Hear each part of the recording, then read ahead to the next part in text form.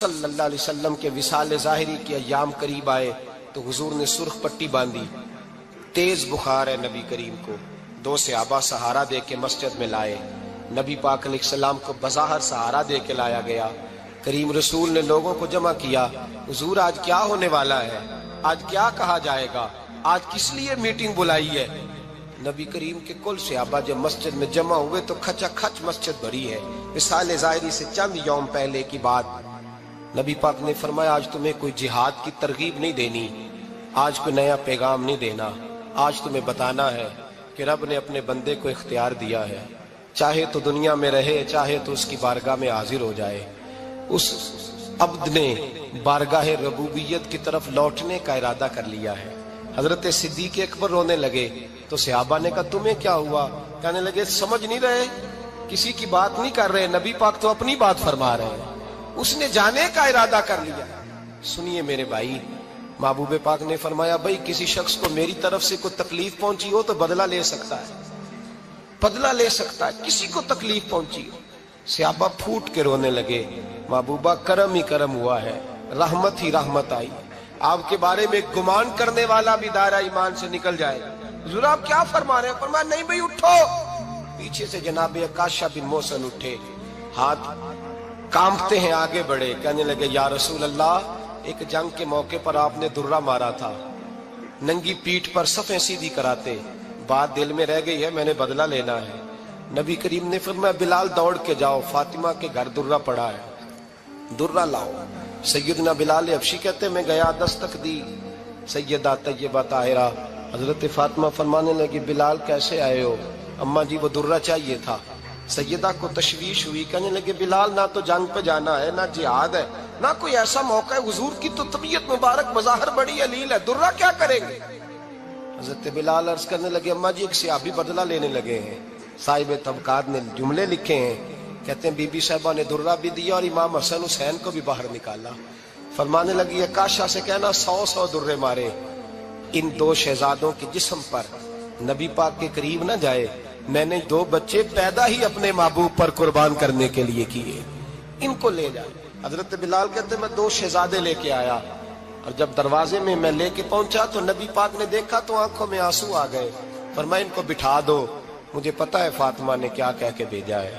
حضرت سیدنا بلال فرماتے ہیں درہ میں نے جناب عکاشہ کو دیا، حضرت عکاشہ درہ لے کے آگے جو بڑھے تو حضرت ابو بکر صدیق نے ان کے پیروں پہ ہاتھ رکھا، فرمایا عکاشہ میری طرف آ یار، مجھے مار درے، نبی پاک کے قریب نہ جا۔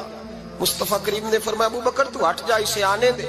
فرماتے ہیں میں چند قدم آگے گیا تو مولا علی شیر خدا نے میرے پیر پہ ہاتھ رکھا، کہنے لگے عکاشہ سوچ تو صحیح تو کیا کر رہا ہے؟ حضور نے فرمایا علی ہٹ جاؤ، میرا اور ان کا معاملہ ہے۔ جناب عکاشہ آگے بڑھ رہے، نبی کریم نے فرمایا میں اپنی امت کو درس دینا چاہتا ہوں، خبردار خبردار زندگی میں تمہارے ہاتھ سے زبان سے کسی کو تکلیف نہ پہنچنے پائے، خبردار یاد رکھنا وہ معاشرے بگڑ جاتے ہیں، وہ معاشرے تباہ کر دیے جاتے ہیں جہاں ظلم ہوتا ہے، جہاں زیادتی ہوتی ہے، جہاں لوگوں کو ستایا جاتا ہے۔ محبوب کریم کے قریب آئے حضرت عکاشہ کا، حضور میری پیٹھ ننگی تھی، آپ بھی ذرا کپڑا ہٹائیے۔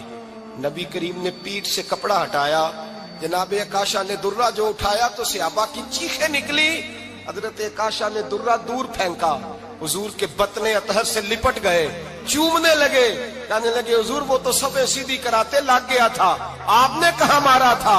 یا رسول اللہ میں تو بہانہ بنا رہا تھا کہ جاتی دفعہ مجھے وجود چومنے کا موقع نصیب ہو جائے، مجھے یہ موقع نصیب ہو جائے۔ میرے حبیب نے فرمایا جس نے جنتی دیکھنا ہو میرے عکاشہ کی زیارت کر لے۔ بھائی ظلم کا دروازہ کھلا ہوا ہے اور لوگ بھول جاتے ہیں زیادتی کرتے ہوئے، وہ بہو سے ہی کیوں نہ کریں، وہ اپنے گھر کے بھول جاتے ہیں کہ شاید پوچھنے والا کوئی نہیں، شاید میزان نہیں لگے گا۔ ایران کے بادشاہ نے اپنے بیٹے کو پڑھانے کے لیے ایک استاد صاحب کا بندوبست کیا۔ استاد صاحب کو کہا کہ میرے بچے کو دین پڑھائیے، میں چاہتا ہوں کل اس نے عنان حکومت کو سنبھالنا ہے تو یہ دین سے آگاہ ہو جائے، اس کو کچھ سکھائیے پڑھائیے۔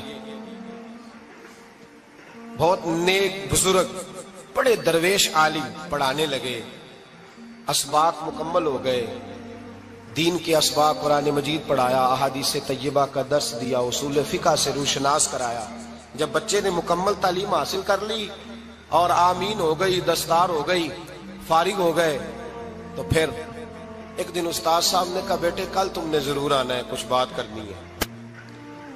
شہزادہ گیا ملنے استاد صاحب سے، استاد صاحب نے کنڈی لگا لی، ہاتھ میں درہ پکڑ لیا، مار مار کے پورے وجود کو زخمی کر دیا، کوئی غلطی نہیں، کوئی بات نہیں، مارا۔ اب بچہ آیا آ کے بادشاہ سلامت سے کہا کہ ابا جی سمجھ نہیں آئی، بڑا مارا ہے استاد۔ تو سیانے تھے نا بادشاہ، یہاں تو قاری صاحب روز کٹہرے میں کھڑے ہوتے ہیں، مولوی صاحب آپ نے میرے بچے کو کیوں مارا ہے؟ آپ 8,000 کے مولوی ہیں، میرا کئی کروڑ کا بچہ ہے، سویرے بدل لیں گے، خبردار آپ نے بچے کو ہاتھ لگایا، اپنی حیثیت میں رہے معاذ اللہ۔ جو قومیں استادوں کو کٹہروں میں کھڑا کرتی ہیں وہ ترقی نہیں کر پاتی، جو استادوں کو کٹہروں میں روز کھڑا کرتے ہیں۔ کہا ابا جی بڑا مارا ہے، تو والد بڑے سمجھدار تھے، کہنے لگے بیٹا استاد باپ ہوتا ہے، وہ زیادتی نہیں کرتا، کوئی بات ہوگی میں تیرے استاد کو کٹہرے میں نہیں بلاؤں گا۔ اماں سے بات کی، اماں کہنے لگی بیٹا میں تیرے باپ سے کیسے بات کروں، ڈر آتا۔ وقت گزر گیا، 22 سال بیت گئے، 22 سال گزر گئے، بادشاہ کا انتقال ہوا، شہزادہ تخت پہ بیٹھا، پہلا حکم یہ دیا کہ میرے استاد کو بلاؤ، پہلا حکم۔ استاد جی بوڑھے ہو گئے تھے، چھڑی کے اوپر ٹیک لگا کے آئے اور بھویں سفید ہو کے جھک گئی تھیں، یوں آنکھ کھول کے بڑی مشکل سے دیکھا، کہنے لگے شہزادے حکم ہو۔ کب میں شہزادہ نہیں، اب میں بادشاہ بن گیا ہوں۔ استاد جی 22 سال بیت گئے، آپ نے مارا تھا، پر وہ درد چونکہ زیادتی کی تھی، میرا قصور کوئی نہیں تھا، تو نہ میری روح سے درد گیا ہے نہ میرے جسم سے گیا ہے، میں بے اختیار تھا، پوچھ نہیں سکتا تھا، آج با اختیار ہوا ہوں۔ سب سے پہلے پہلا حکم آپ کو دیا، بلایا ہے، بتائے کیوں مارا تھا، کیوں مجھے مارا تھا، میری زیادتی بتائے۔ تو استاد، بوڑھے استاد کی آنکھیں آنسوؤں سے بھر گئیں، کہنے لگے بیٹے بس آج کے دن کے لیے مارا تھا، یہ جو دن آ گیا نا میری زندگی میں اس لیے مارا تھا، یہ میں چاہتا تھا میری زندگی میں وقت ہے، آج کے بس میری مراد پوری ہو گئی۔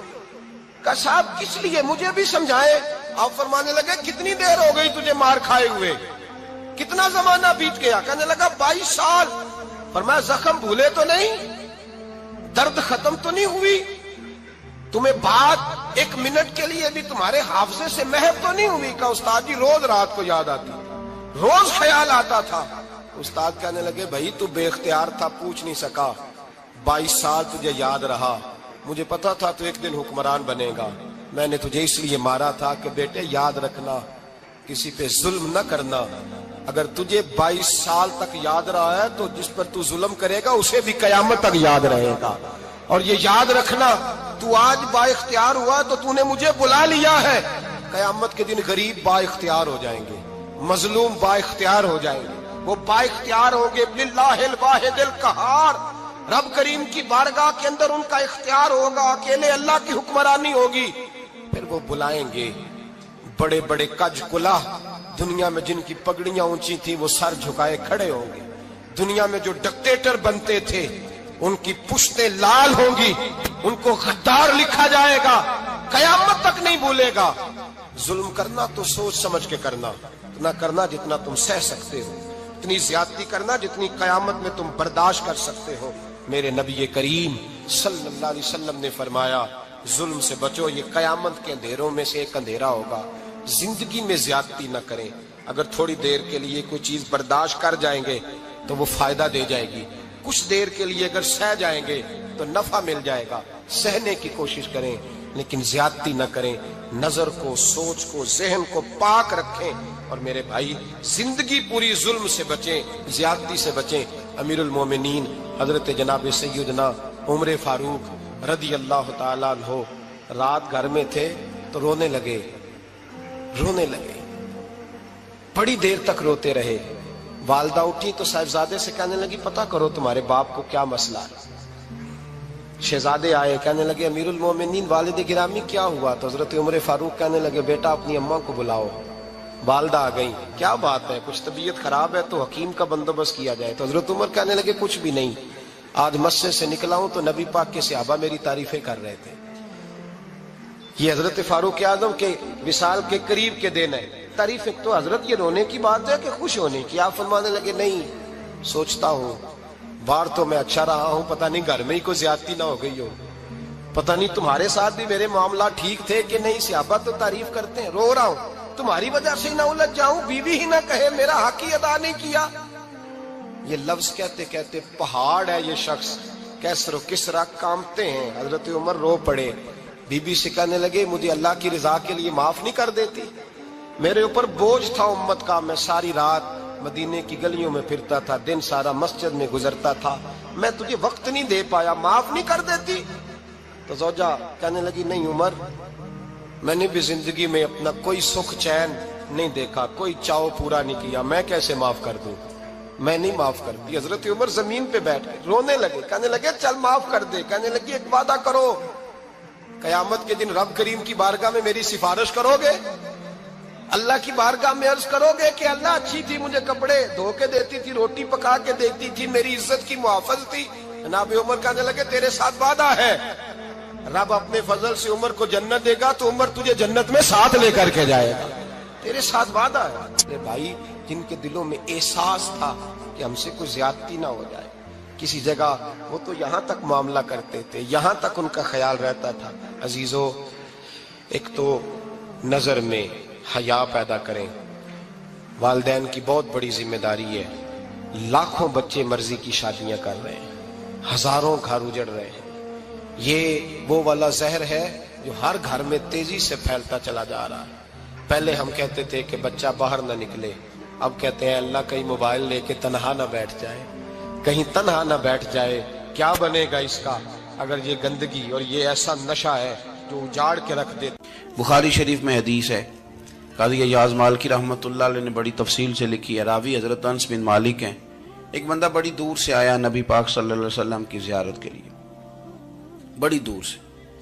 عرب کے جو سردار ہوتے تھے ان کے بڑے ناز نخرے ہوتے تھے، وہ خیر آج بھی ہیں، پروٹوکول کا ماحول آج بھی، یعنی وزیر صاحب کے آگے دو چار گاڑیاں نہ ہوں تو ان کو مزہ ہی نہیں آتا، پولیس والے آگے پیچھے بھاگیں تو، حالانکہ ان کو نہیں پتا کہ جو پولیس والے آگے پیچھے بھاگ رہے ہیں نا، یہ حکومت بدلی تو گرفتار کرنے بھی انہوں نے آنا ہے، لیکن وہ بڑا مزہ آتا ہے جب لوگ گاڑی کے پیچھے بھاگتے ہیں۔ کیا بات ہے جناب، بڑی بات۔ اور ہماری طبیعتوں میں پتہ نہیں کون سی، تو نبی پاک صلی اللہ علیہ وسلم کی خدمت میں وہ شخص بڑی دور سے آیا، تو عرب کے بادشاہوں کا مزاج تھا، پروٹوکول بڑا چاہتے تھے، ان کا تو یہ طریقہ تھا کہ حکمرانی کرنی ہے جیسے بھی ہو۔ اگر کسی غلام نے دھوپ میں بندھا رہ گیا، اونٹ اور چھاؤں میں نہیں باندھا تو درے مارتے تھے، اور اگر اس نے کھول کے باندھ دیا تو پھر بھی مارتے تھے، کہتے تھے اتنا سیانہ ہو گیا تو انہیں پوچھا ہی نہیں، خود بخود ہی باندھ دیا۔ وہ شخص حضور کی بارگاہ میں آیا اور بہت سارے لوگوں کے پاس کیونکہ وہ جاتا تھا اپنے سربراہ کا پیغام لے کے، تو وہ کانپ رہا ہے جب حضور کی بارگاہ میں گیا، ڈر رہا ہے۔ اب ذرا بات کو سمجھنا، نبی پاک صلی اللہ علیہ وسلم نے اس سے فرمایا کیوں ڈرتے ہو؟ سادہ آدمی ہے، دیہاتی ہے، بدو ہے۔ اللہ کے رسول نے تھپکی دی، کیوں ڈرتے ہو؟ تو کہتے ہیں حضور مجھے آداب نہیں آتے اور مجھے ڈر آتا ہے، کوئی بات اگر ایسی ہو گئی، آپ مدینے کی حکومت کے سربراہ ہیں، تو کہیں آپ ناراض نہ ہو جائیں۔ حضرت انس بن مالک فرماتے ہیں بات کہاں کی تھی، پہنچ کہاں گئی؟ جب اس نے یہ کہا نا کہ آپ تو حکومت کے سربراہ ہیں، کہیں کوئی غلطی نہ مجھ سے ہو جائے، تو نبی پاک کی آنکھوں میں آنسو آ گئے، حضور رونے لگے، اور نبی پاک صلی اللہ علیہ وسلم فرمانے لگے نہ بھائی، تو کسی حکومت کے سربراہ کے پاس نہیں آیا، نہ تو اس بیٹے کے پاس آیا ہے جس کی ماں گوشت کے خشک ٹکڑے کھا کے بھی گزارا کر لے گی۔ میں تو ایک غریب ماں کا بیٹا ہوں۔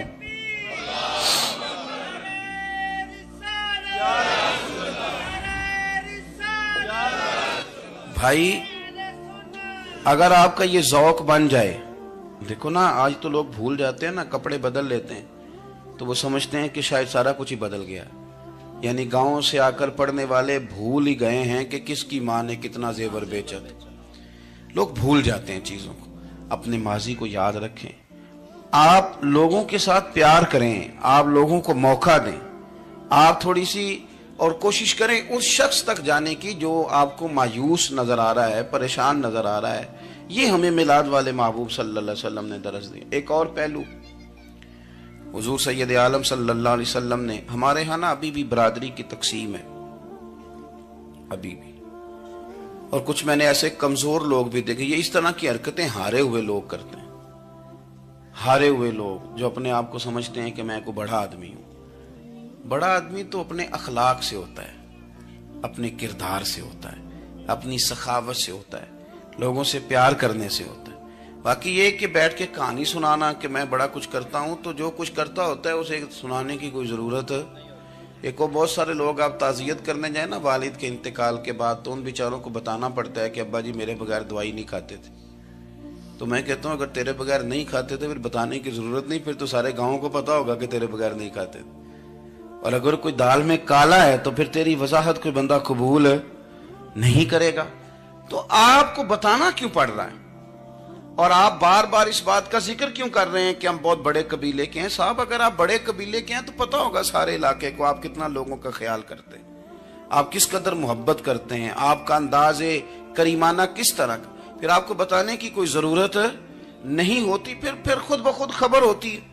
حضرت سیدنا ابو ذر غفاری رضی اللہ تعالیٰ عنہ, قبیلہ بنو غفار ایک بڑی شاخ تھی قبیلوں میں سے.